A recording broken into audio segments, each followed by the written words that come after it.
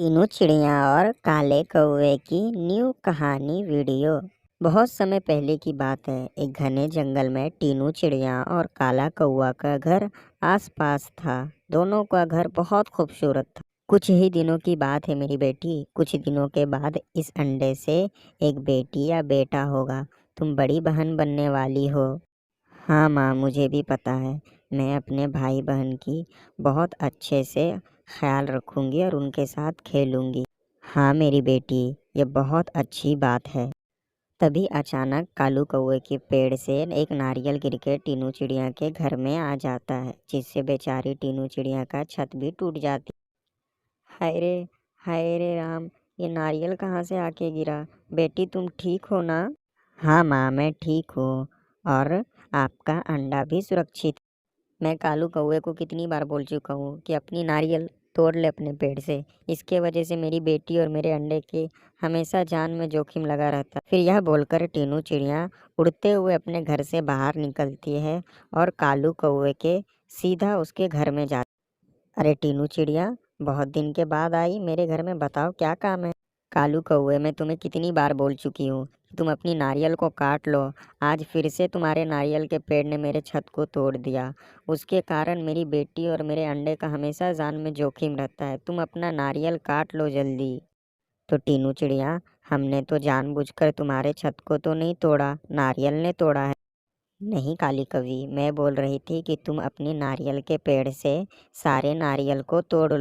क्यों टीनू चिड़िया, क्या हम तुम्हें तुम्हारी नौकर दिख रहे क्या, जो हम तुम्हारे लिए नारियल का पेड़ से नारियल।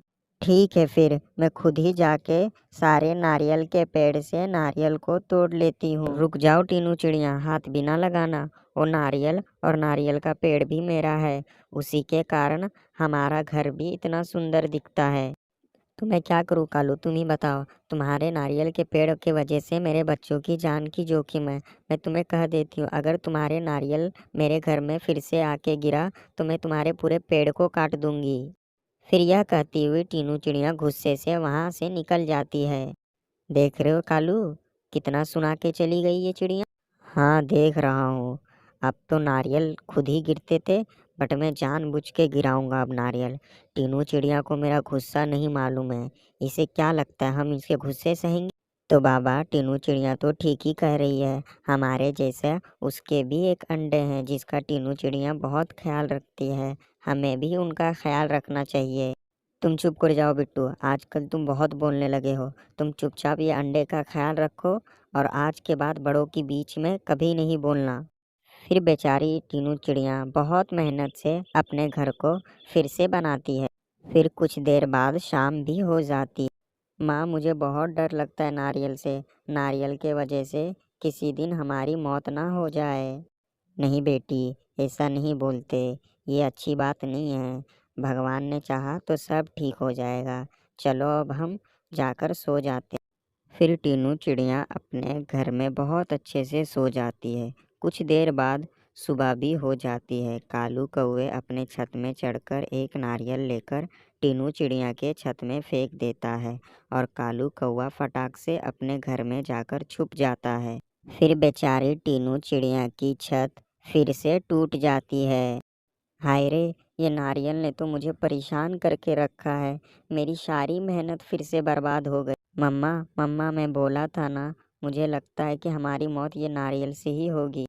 मुझे भी ये लगने लगी है मेरी बेटी। मुझे तो काले कौवे कभी अपने पेड़ का नारियल तोड़ने तो देगा नहीं, ना वो खुद तोड़ेगा। मुझे लगता है कि मुझे ही अपना छत बहुत ज़्यादा मजबूत करना पड़ेगा। फिर टीनू चिड़िया बाजार जाकर ढेर सारी लकड़ियाँ लाकर अपने छत को फिर से बनाती है। कुछ देर बाद सुबह हो जाती है।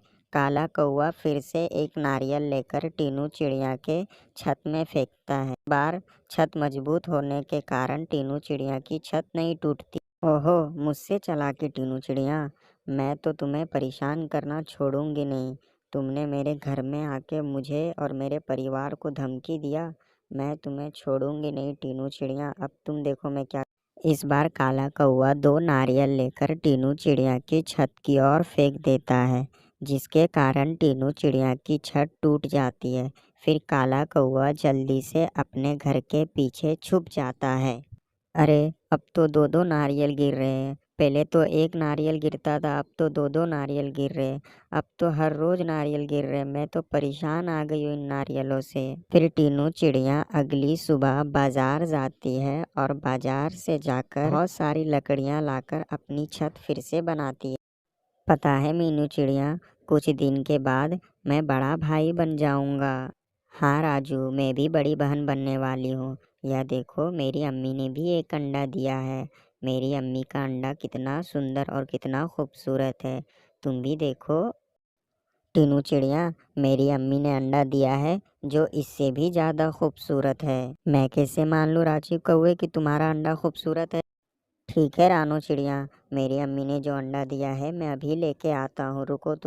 फिर राजू कौवे कुछ देर के बाद अपनी अम्मी का अंडा वहाँ लेकर आता है। देखो रानू आंटी, मेरी अम्मी ने जो अंडा दिया है वो कितना ज़्यादा खूबसूरत है। अरे राजू कौवे, तुम्हारी अम्मी का अंडा यहाँ क्यों लेकर आए? तुम अपना अंडा अपने घर लेकर जाओ जल्दी। फिर से कालू कौवा एक नारियल लेकर टीनू चिड़िया के घर में फेंकता है। इस बार वह नारियल कालू कौवे के अंडे में जाकर गिरता है और ये क्या, कालू कौवे का अंडा भी टूट जाता है वहाँ। बाबा, आपने क्या किया? आपने मम्मा का अंडा तोड़ दिया। अब मैं क्या करूँ? मम्मा, मम्मा। राजू कौवे की रोने की आवाज़ सुनकर गौरी कौवी और काले कौवे वहाँ दोनों पहुँच जाते। माँ, मम्मा, मम्मा ये देखो ना, पापा ने ऊपर से नारियल फेंककर अपना अंडा तोड़ दिया। अब मैं क्या करूँ मम्मा? हाय जी कालू कौवे जी, ये आपने क्या किया?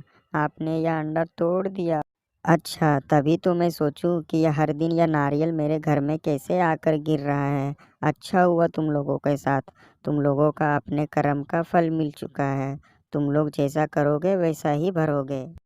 फिर कालू कौवा अपने मन के अंदर सोचने लगता है कि आगे से मैं टीनू चिड़िया को कभी परेशान नहीं करूंगी और सारे नारियल तोड़कर बाजार में जाकर बेच आऊं।